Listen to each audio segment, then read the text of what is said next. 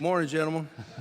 General, I got a quick question here before I go to my other questions. You were proud of the 85% that we're at on this bomber.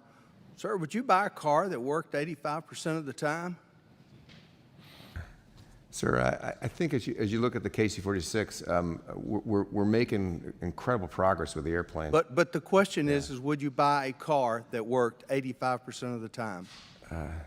Sir, I would, if the car didn't work all the time, I would certainly work with the manufacturer to get it to work. That's not a good answer. We both know that. We've got an aircraft that's working 85% of the time. Am I correct to say that it cannot refuel our long-range bombers? Right now, sir, with 85, and without getting into the specifics here, it can refuel the majority of the aircraft that we needed to refuel right now. But how about our long-range bombers?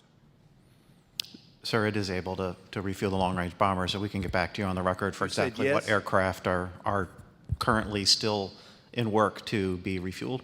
Okay, so the answer is no then. What's the answer, yes or no? My understanding is that it does refuel long-range bombers. Well, the information I've got says it does not, but we'll move on. Mr. Hunter, as you can tell, I'm extremely concerned about the government's waste of money, especially in this project. We've got an aircraft that's working 85% of the time, and we're proud that we brought it from, I think, 71 or 72% to 85. And we're putting all of our eggs in one basket, dealing with one manufacturer. You've got this VC-25B, I believe, if I got the Air Force One. Now they're falling behind on that. This KC-46 is years behind, and yet we still feel comfortable putting more business in their lap. I think we're extremely in a dangerous position in this country when we put all of our fixed wings into one company's lap. And I'm really getting curious why. Because it's not because of their delivery time. If it's all based on cost, guess what? If it costs more on the other end and if it takes longer to get it, trust me, saving a few dollars is not the way to go. Now, you've got an aircraft here that does not and cannot compete with the Airbus Lockheed plane that's going to come up for bid, and I challenge you not to rebid it. Because if it comes out and it's not being rebid, you're going to see this room go ballistic because there's no reason why we shouldn't.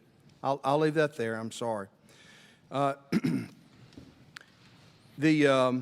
KC-46, let's go back to it. Considering the aircraft is now backtracked and the panoramic camera fix and the services will be paid for, the sensors by the taxpayers will bear the burden of the cost of that upgrade and that fix.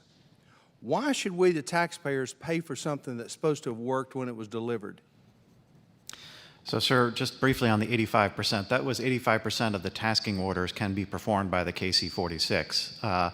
If those tasking orders can't be done by the KC-46, they'll be assigned to other aircraft. The KC-46 would still function and be able to do the aircraft that it's able to refuel. So I didn't. Got a limited amount of time. I didn't mean to mislead you on that. Why should the taxpayers pay for this?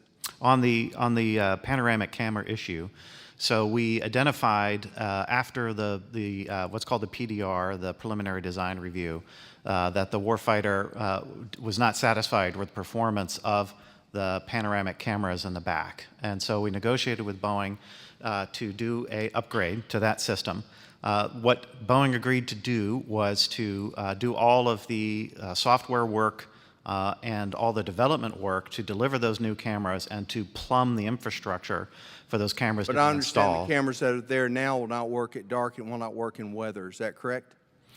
That is not my understanding of what the deficiency is. I think it's more of a acuity, a sharpness of the image, and how that meets their expectation. So they can't see what they're looking at. Either way, it's a product that's not working for us. So the Air Force agreed that it would take on the cost of installing actual cameras, which as of yet we have not decided whether we will actually install those additional cameras. So the taxpayers are paying to upgrade something that was supposed to work originally. That makes a lot of sense. I've been in business for years. Trust me. That makes no sense in my mind. Zero. I'm sorry, and I don't mean to be picking on you here, but let's move on real quick.